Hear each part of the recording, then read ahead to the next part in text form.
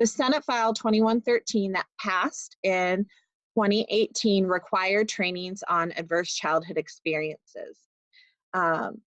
This act was really to ensure all educators in Iowa are exposed to the information on ACEs and toxic stress, but it does not require, and the DE won't be issuing specific guidance on specific training or a list of specific instructions. So our intent is really to make sure that those who are receiving this training get a lot of basic understanding and some core initial responses. We also really want to emphasize when we deliver this training that it is a training, not a culture shift. While anytime we do a training, there's a lot of great exposure to important information. It doesn't mean that your school has automatically shifted to trauma-informed school or trauma-sensitive. One training will not do that. However, those initial trainings and those who have made the shift to trauma-informed schools will say that those initial trainings and presentations were a very, very critical piece of that work. The last thing to note related to this slide, we have listed on here 2 key resources. We typically refer to 211. The other one listed on here is the National Alliance on Mental Illness in Iowa, their hotline.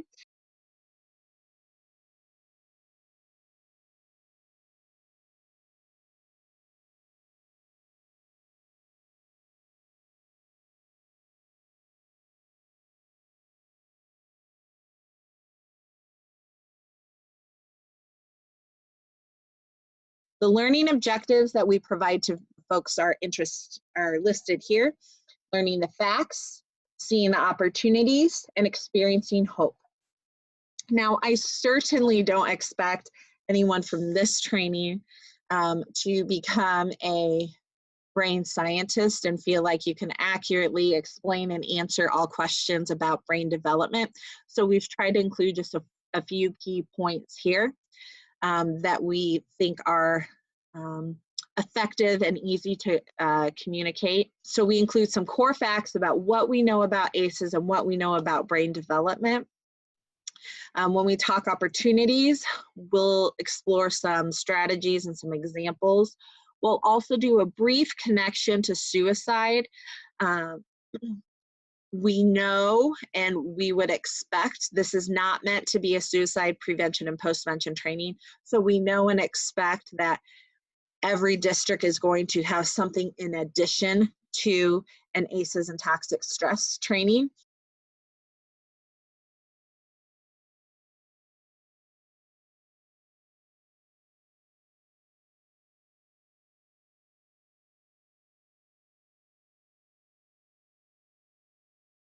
And then lastly, and how I always start a presentation is that emphasis on hope.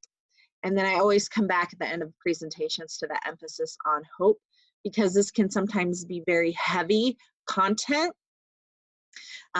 Focusing on that, having this information and being able to make decisions and make school change, district change, state level change based off of this information is really a hopeful place to be. So the first section that we'll go through is the facts.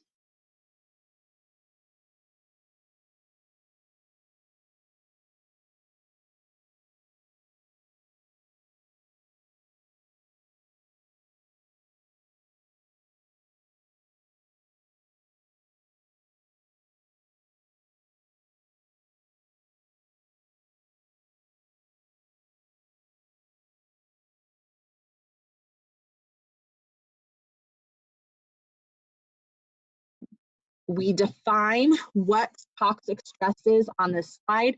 It's actually a definition of the American Academy of Pediatrics. And we talk about the impact on brain development. We talk about stress being a protective mechanism, that it allows us, and over the course of our evolution has allowed us to outrun predators or fight off attackers. When we are exposed to that small amount of stress, our body when we have appropriate supports and the danger is appropriately removed, our body undergoes a process where that danger recedes and our body recovers. When we have toxic stress or that prolonged stress, our body does not understand how or may not be allowed to recover. And that level of stress does overwhelm our bodies, and it can become very toxic and have physiological and mental health impacts. When that stress occurs without adequate adult support or other support services, that it can actually disrupt brain development and your other organ systems over time. When that occurs prolonged, when it occurs repeatedly, intensely, it can take a cumulative toll on mental health for a lifetime. We'll briefly discuss the ACEs research, but as many of you know, with the ACEs research, that long-term physical health impact is caused by this prolonged activation of the stress response system. So then we move on to talk about how toxic stress can derail and impact healthy development. Positive stress levels, or what I sometimes will reflect to is as the green light of stress. It allows our body to efficiently and appropriately respond to stress. We give examples here of, in the education setting, how this may impact students. So for example, a student has a big test coming up and they're anxious the week leading up to it. Hopefully, for most students, not all, but for most students, when the test is done and complete, they are able to recover from that stress and not have some long-term impacts from it. Tolerable stress is when serious things happen, maybe very dangerous things happen, and it includes that major flood of stress hormones. This can be really challenging. However, when we have appropriate supports in place, when we have adequate adult supports, peer supports, that individual is able to recover and get through that tolerable stress. So the example that's listed here is a student who's in a car accident, hospital stay, a long period of recovery, friends and family visit during the hospital stay, there's good connection, and that student's able to remain relatively positive and supportive throughout that process. The last example listed here is toxic stress. So again, that prolonged activation of the stress response system. Another way to describe this is if our body is constantly poised to defeat the bear in the woods, because that's what our evolution is, to get away from predators. But if you don't have those additional supports, the bear is always there. So the example given here with that prolonged activation of stress response system is a student who has a parent with a history of substance abuse. They may not be able to predict when they're in danger. They may constantly be activated and on high alert. They may constantly feel like their body needs to be primed to fight, flight, or freeze. History, their personal history, their history with their family and with their adults, has shown them that this is the appropriate way to respond because their body is hardwired to respond to that danger because they know it's always likely. So you may say, well, we are in a school. This is a safe environment. But the student doesn't necessarily know that. Their body doesn't necessarily know that. So even though the school environment may not seem threatening from our perspective, to the student, they feel like they need to be on high alert at all times.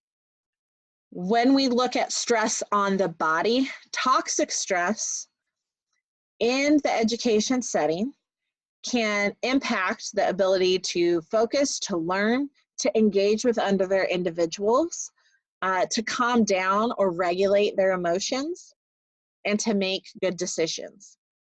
This is not how every student who's impacted by toxic stress will respond. It's very unique to the individuals, but these are some of the most common things that research identifies that is seen. The example that's given is that a person or a student who's regularly flooded by stress, they may be sick more often. They may have increased inflammatory issues, problems with their immune function, and even long-term structural changes to their brain once they reach adulthood. So when we think of things like absenteeism, being sick, frequent visits to the nurse's office, these are all examples of things that we may see in the education field.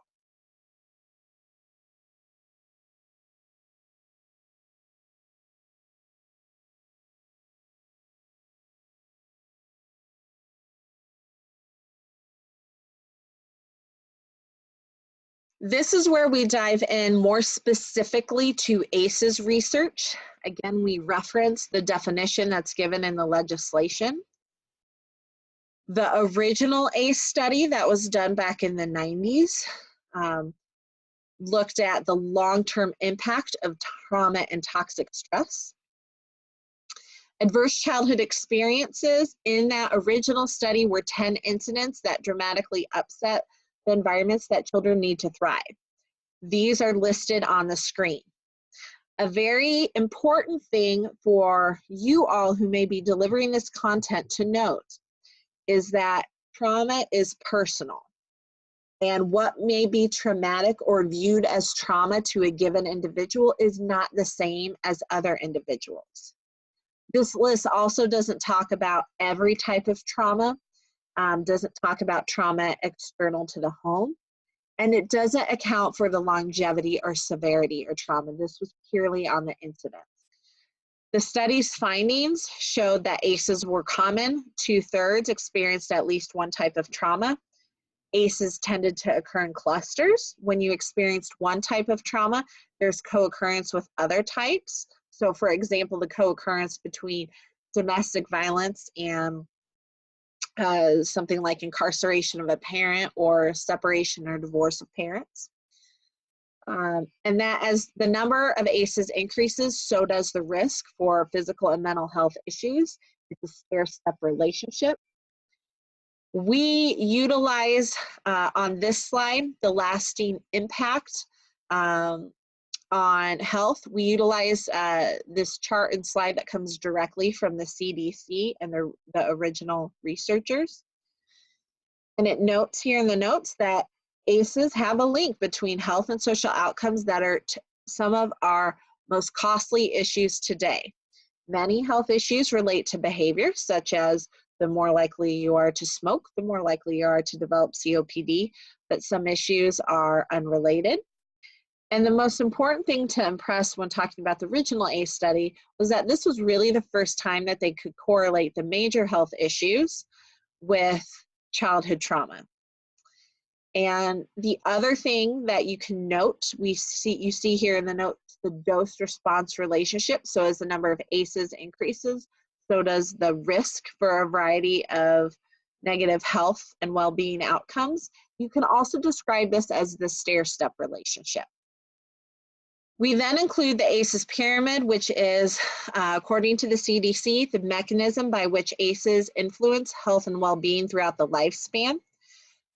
According to the CDC, that link helped explain a scientific gap. Research in the 80s and 90s showed that risk factors such as smoking, alcohol use, and sexual behaviors for many common diseases were not randomly distributed, and that the risk factors often clustered. So that is, a person who had one risk factor tended to have more. The ACEs study provided the link from adverse childhood experiences to these risk factors, and this pyramid tries to help explain that. So that childhood adversity can cause disrupted neurological development, which then can lead to social, emotional, and cognitive impairment. According to this model, those that experience an adverse event may experience that disrupted neurodevelopment and lead them to adopting those risky behaviors, sometimes as a coping mechanism in response to their stress. They may develop disease, disability, or other social problems. And finally, it can impact longevity, leading to early and loss of life. And that could be related to physical illness or mental illness.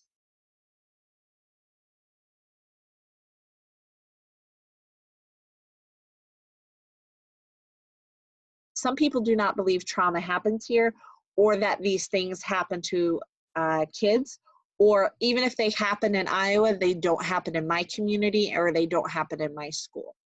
And so that's why we emphasize the importance of having that Iowa data.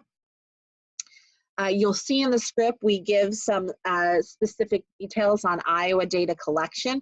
We do that through the State Behavioral Risk Factor Surveillance System that's done by Iowa Department of Public Health. When we analyze the Iowa data, looking at 8 types of trauma, this does not include neglect, 56% of Iowa adults will report experiencing at least one of the 8 traumas, types of abuse or household dysfunction, and 14.5% will experience 4 or more ACEs, which we believe indicates a significant level of childhood trauma. So it's really important to emphasize when you're providing this information that it is not a problem affecting other people. It's something that we face in the state and in every single community. So when we talk about the health impact, we use really this one slide to talk about some of the key data points to show that that same stair-step progression is present in Iowa. That increased risk for health issues increases as the number of ACEs increases. So this chart gives that broad perspective. Compared to those with 0 ACEs, Iowa adults with 4 or more ACEs are twice as likely to say their health is poor, 2.5 times as likely to rate their mental health as poor, and 2.5 times as likely to report limitations in activities. This is where we provide a very brief link to ACEs and suicide. They do have a very high relationship. In some of the research that has come out in recent years, they say exposure to those high levels of adversity were linked to about 80% of suicide attempts. This isn't Iowa data. These are national data and research that is coming out, but I think it does help illustrate some of that link and link to other trainings that school staff or communities may have. As we discussed on the pyramid slide, early death could certainly be related to a physical illness, but can also be due to a mental health condition. Suicide in community can also be a source of stress for others. That's why it was very important that when that legislation passed last year, that it was suicide prevention and postvention and how to support the students and the community. The other thing that we will note related to ACEs is that ACEs are not the only stressors for students. So as we noted before, ACEs are not comprehensive. They don't include all types of trauma. They focus on the home. They're not focused on system or community issues. Things like historical trauma, epigenetics, social determinants of health were not included in the conventional ACEs. Emerging awareness, more national and community studies, we hope to have more of this in Iowa soon, include things like experiencing discrimination as a youth based off of your race, sexual orientation, place of birth, disability, or religion, feeling unsafe in your neighborhood, exposure to community violence or gun violence, bullying, involvement of foster care is increasingly becoming a very, very common data point in ACEs research, loss of a parent or guardian due to death, deportation or migration in your family, as well as experiencing medical trauma. So a youth who has a significant health issue or maybe chronic health issue that impacts them. So really what we find is that the rates of childhood adversity are underreported other communities have found when they've been able to take a deeper dive into these expanded ACEs, that we are significantly underreporting ACEs, and we anticipate that in Iowa too. And as I said, we're hoping in the next year or so we'll be able to show some of that data. This is from the RISE Foundation. We reference this pyramid that provides additional layers under ACEs to look at the social conditions, the local impact, as well as generational or historical trauma. Okay. In this facts section, and we then switch to information on toxic stress on brain development and learning. So we really emphasize, so how does all of this happen? It begins with a child's developing brain. A lot of brain development happens in those first 3 years of life. Genes provide the basic blueprint, but it's our, and brain architecture, but it's our experiences that really shape that long-term architecture and establish the foundation for learning, health, and behavior.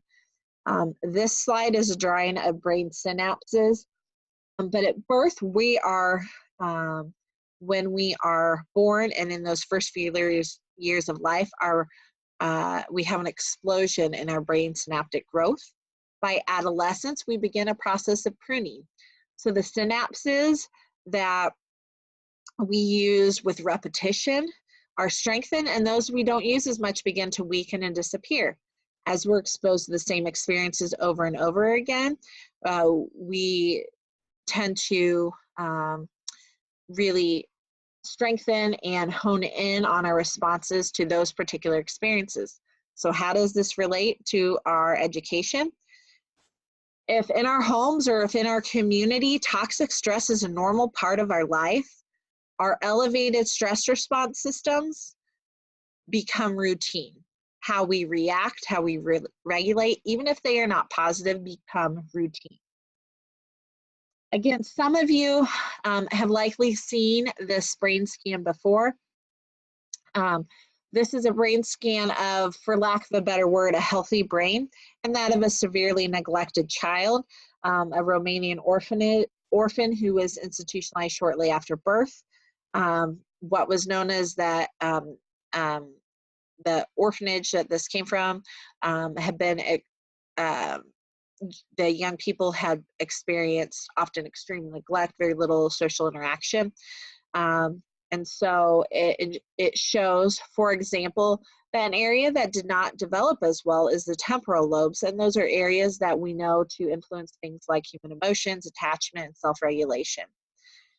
So the reason why we use this particular slide is to show that relationships, especially early relationships, when our brains are developing rapidly, can have an impact on our very physiology of our brain in the future.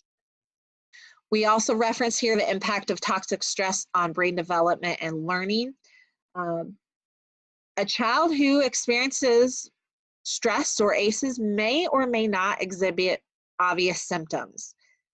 They may have difficulty focusing in class, and they may be aggressive, or that maybe they just shut down, or even have an outburst when they go through stress in the classroom. Their flight, fight, or response system can be easily triggered at the slightest stressor, such as being asked to put something away or to stop doing something. To us as adults, and to us not understanding their experiences or history, it may not make sense to us why they are reacting the way they are reacting, but to that child or youth or teenager, if they've had a lifetime of experience showing them that is how to react, and that's how you react to protect yourself, it makes sense to their body and their stress response system. So on this list, you see some examples. Not all of them, again, are applicable to every child or youth, but these give examples.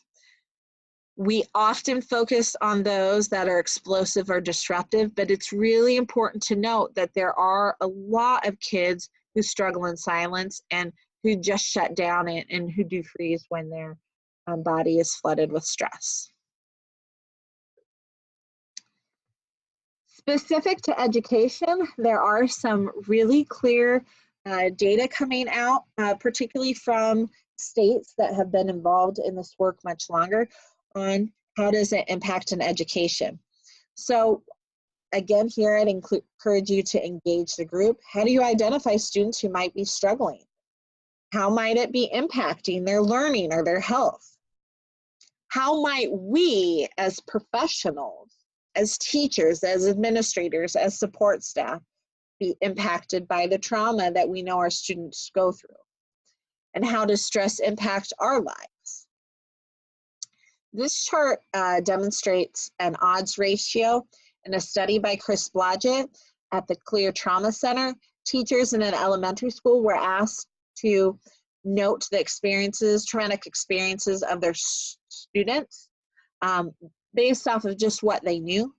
And then data was collected on the student academics and attendance, behaviors, and health.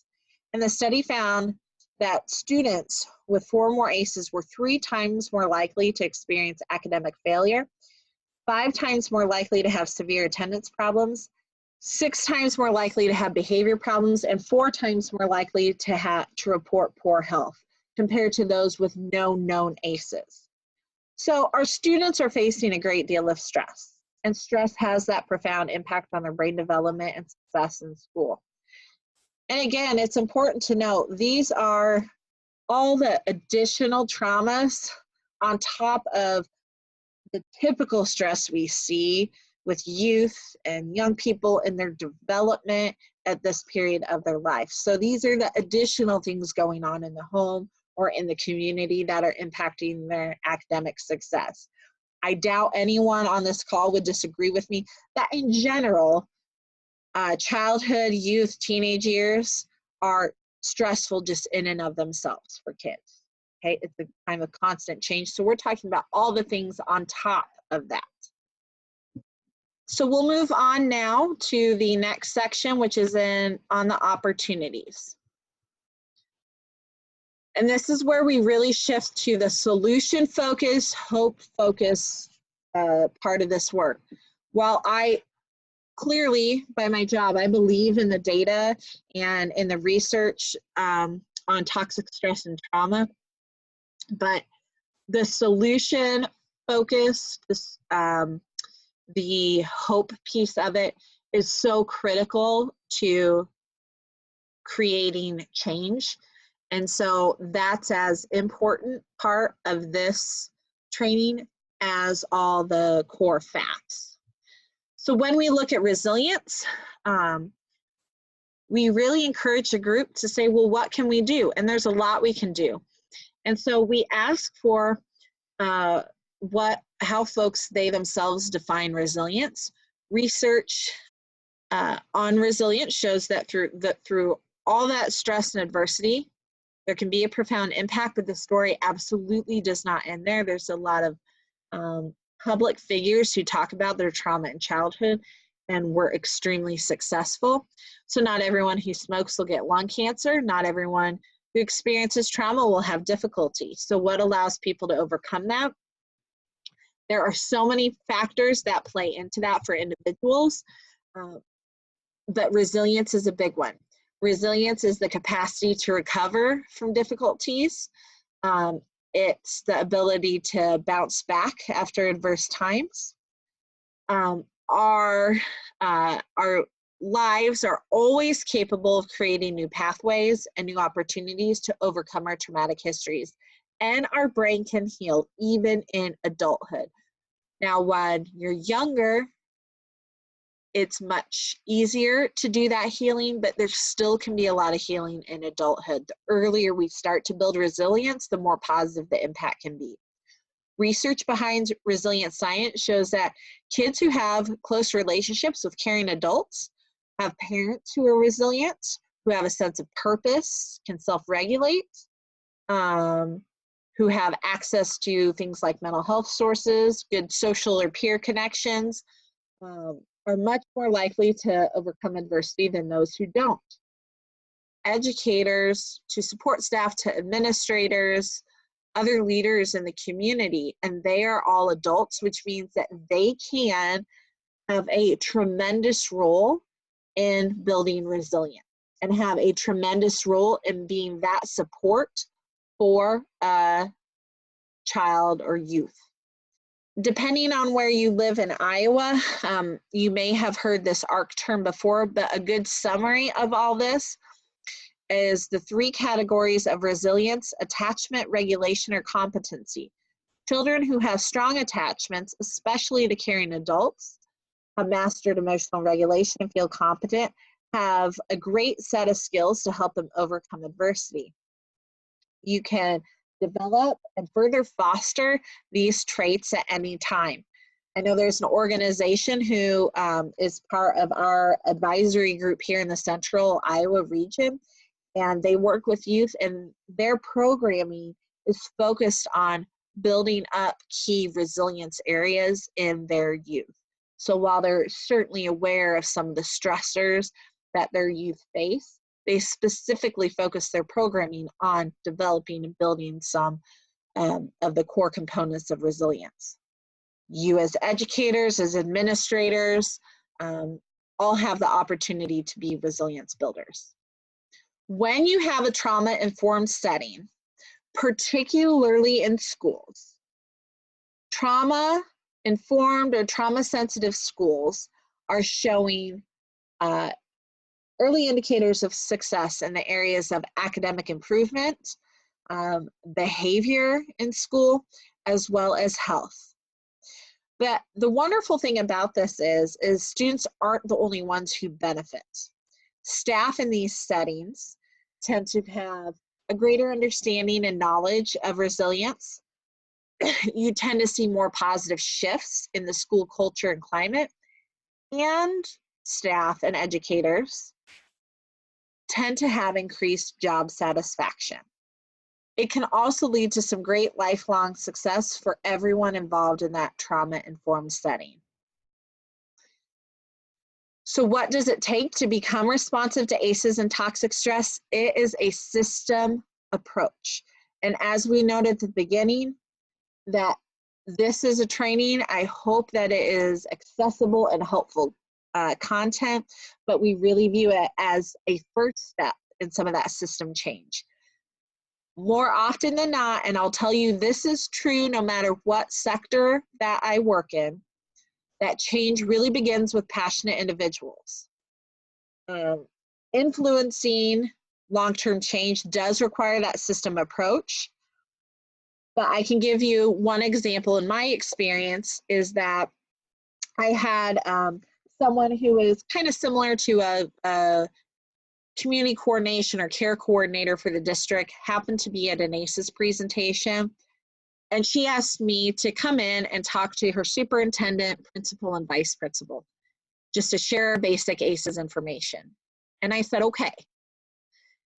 Coming in and doing that, then they said, we think this information is really important, so we're going to include a whole PD day before school starts on ACEs and trauma-informed care and all the resources in our community. And then to take it a step further, that superintendent also does classes for future school administrators across the state. And so we've worked together to develop some of this curriculum and content for those classes on school administrators. But if I go back to where it started with one passionate individual who heard this information and is making some long-term change and getting the leadership involved in making long-term change. So what does it take? Education-based models around the nation are showing us that there is no one-size-fits-all response. What works in the eastern part of Iowa is not going to work in the west part of the Iowa, will not necessarily work in northern Iowa. It really is understanding your district and your community and the resources that are available. But it does start with a simple understanding that stress impacts not just our brains, but also our bodies. It really leads that shift to asking what's wrong with a student, to understanding what happened to them, or asking what do you need right now, A lot of the behaviors that we see in classes are because students have unmet emotional or physical needs. And so we can look at, from an education perspective, how can we get out in front of that and try to make sure those needs are fulfilled, at least to the extent that the school staff can before the bad behaviors surface. You'll also see here that we talk about it's crucial to understand the interplay of trauma and cultural context. The trauma of our parents and even grandparents can impact the ways we process events. While it's difficult to be fully competent in another person's culture or that family's history, it's important to just be aware and sensitive to the role that culture and history play. So if you look at the school or the community you live in and the different cultural backgrounds, maybe the different socioeconomic levels of your community, how might that be impacting students? Or how may they be impacted by trauma that their families have experienced? So for example, in the area I work in, there are several schools that have high populations of immigrant or refugee youth. And that to be in a trauma-informed school, it's absolutely critical that the staff and the educators involved in those schools are very sensitive to the history that those youth and their families have faced, and how it may impact not only what they see in the classroom, but in the interaction with the community and the schools. One reason why change has to be systemic is because we all need support to do our best. So there's a quote here from Dr. Natalie Turner that says, "Stressed brains can't learn, and stressed brains can't teach." We may all be struggling with our own stress responses too. So to show up for students, we have to address our own needs. And healthy systems, healthy schools are supportive, not only for students, but for staff, teachers, administrators alike. So this isn't just about changing things to be better for the students, it's about changing the whole system to be supportive for everyone involved. So we're going to go through the very brief, short section here on hope. We've provided some initial information on links to suicide prevention and postvention. SAMHSA is one that they refer to. AEA has some online learning. Other examples that can be implemented today in any district. Again, it looks different in every community and any district. It takes more than one training. But those shifts in policy and the way we model resilience can be done as soon as individuals walk out the door. So first off, rethinking discipline, accountability with grace, meditation, having a reset room instead of taking away recess.